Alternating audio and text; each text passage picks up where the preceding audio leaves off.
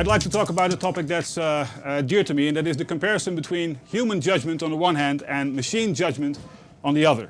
And this is something that I do also at Eindhoven University, and there normally I use slides, and we didn't have any slides, so I made a slide on my shirt.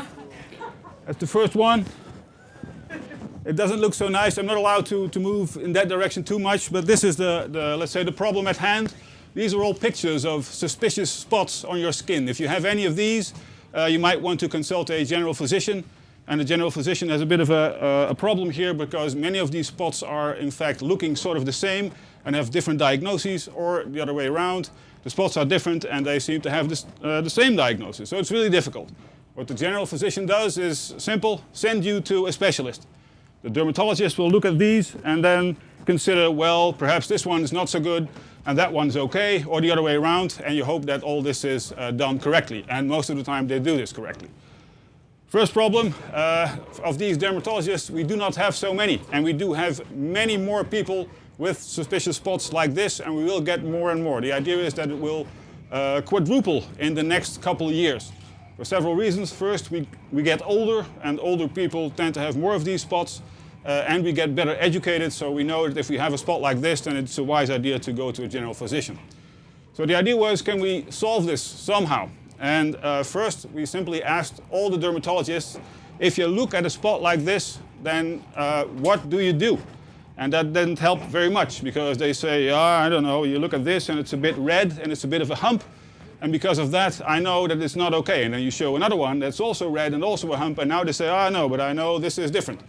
And it's not really clear why, so it's sort of an intuitive judgment. So then we took the tedious route. We made a long, long list of characteristics of spots and patients. So is the spot red? Is it big?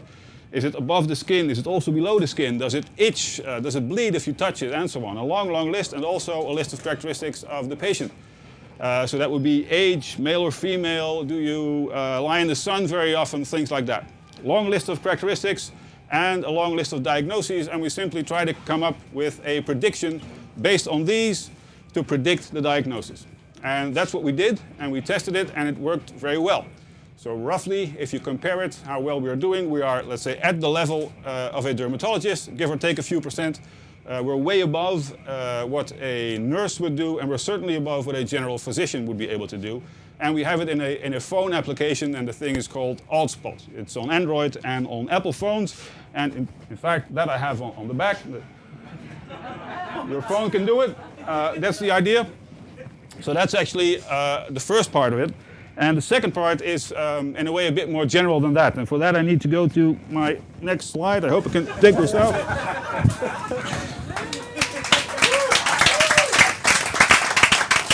That's the general topic.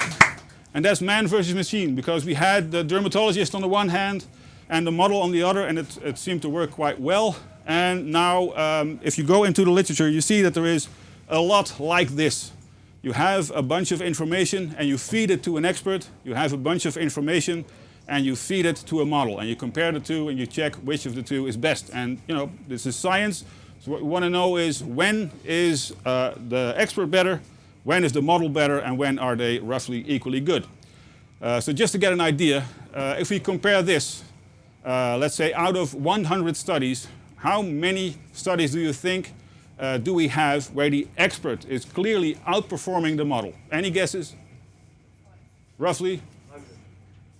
100? The expert is better all the time? Anybody who's going below that? 4? That's certainly way less. Okay, the correct answer is, that's in fact on the back, it's 0. 0 as in never. I must admit I exaggerate a little bit, because there are a couple of studies where the expert is winning, but for dramatic effect I wanted to put the 0 on the back anyhow. So it's in any case not a lot. We have a big bunch of studies in the middle, 50%, where the model is roughly equally good as the expert. We have more than 40% of studies where the model is actually beating the expert, so that means more than 90% of the cases the model is better or just as good as the expert. And we have a couple of studies on the side where the expert is actually winning.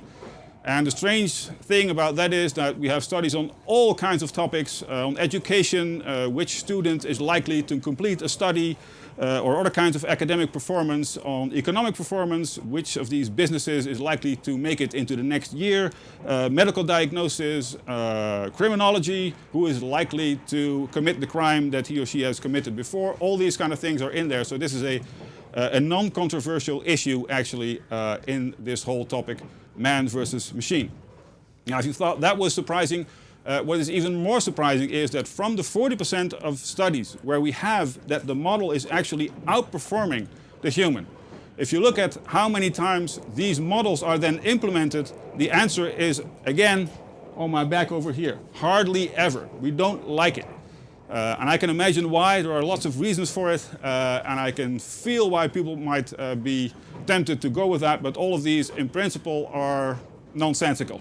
We don't like it. We simply don't like it. In a medical decision-making situation, what you want is a person in a white coat wearing a stethoscope who will tell you what it is that you have. And you like it more than if it would be me standing here with my phone trying to come up with what the correct diagnosis is. So that is actually the reason why we don't use these models, and trying to connect this to the whole theme of the TEDx event, 9 billion and you, well, you will be alone with a lot of other people trying to make sense out of medical diagnoses, trying to get a hand on an actual specialist when the number of specialists will be relatively small, but the information out there is relatively large. So my idea would be, if that's what you take away from the brief little talk here, give these models a chance at least a little bit more. And I can conclude with somebody else who said it before, actually in 1986, Paul Meehl, a well-known psychologist who wrote about a lot of these things. So I quote here, "There is no controversy in social science that shows such a large body of qualitatively diverse studies coming out so uniformly in the same direction as the comparison between humans and formal models.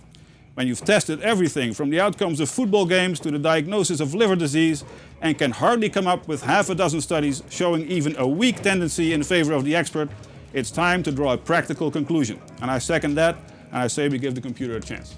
Thank you.